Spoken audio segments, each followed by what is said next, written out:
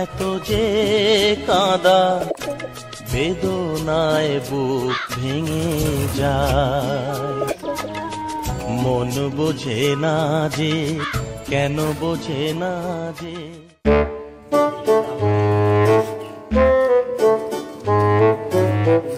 দোস্ত আমাদের ছেলে মেয়ের বীর বয়স হয়ে গেল, তোর আইসো বীর বয়স হইল না? আমার ভাইকে পাঠায় রেখেছে। ঠিকই বুঝেছি। আমি পারি না আর পারি না, আমি কেন মরি না।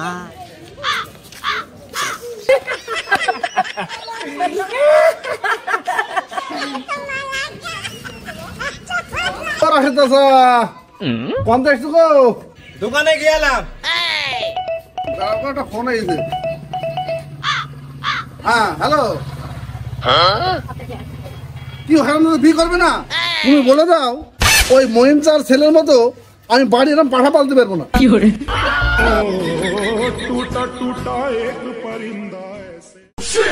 এত কষ্ট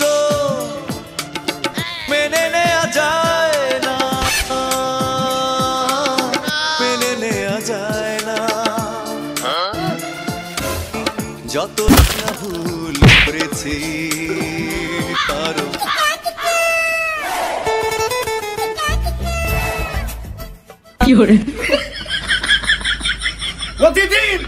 প্রতিদিন বাসায় যে 10 বার করে আমার বিয়ের কথা বলি, কেউ কানে নিছি না।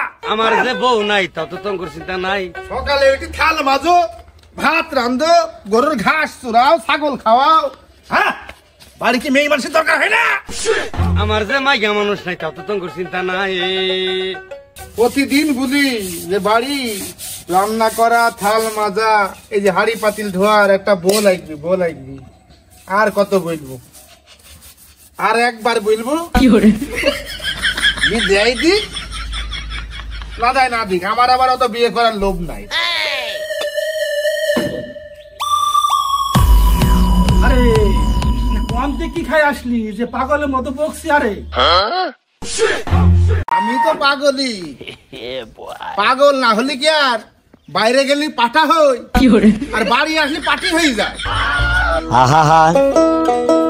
আমি পারি না আর পারি না। আরে তোর মিয়া ভাই কি বলছে শুনি যা, আগে ঘরের মধ্যে করছে। আমি শুনি আর কি হবে, তুমি শুনলি তো সব সমস্যার সমাধান হয়ে যায়। আর একটা কথা আব্বা, আমি কিন্তু এই বড় ভাইয়ের মতন পার্টি হাইতে পারবো না। তবে চিন্তা ভাবনা করি দেখা যায় পাটা হওয়া যায় কিনা। আমি যে তোদের বাপ হই, তোদের কি মনে হচ্ছে না তোদের মুখে যে কোনো কথাই ঠেকাচ্ছে না রে? ঠেকাবে কেমন করে? বাড়িতে কাজের জন্য তো হলে একটা বউ লাগে। আরে কথা কি ঠিক না? হ্যাঁ তা তো ঠিকই। আমি তোর বসিনি রে, আমি তো তোকে নতুন মা নিয়ে আসার জন্য ঘটক লাগিয়ে থুয়েছি। একটু পছন্দ হয়ে গেলে করে ফেলাবুনি।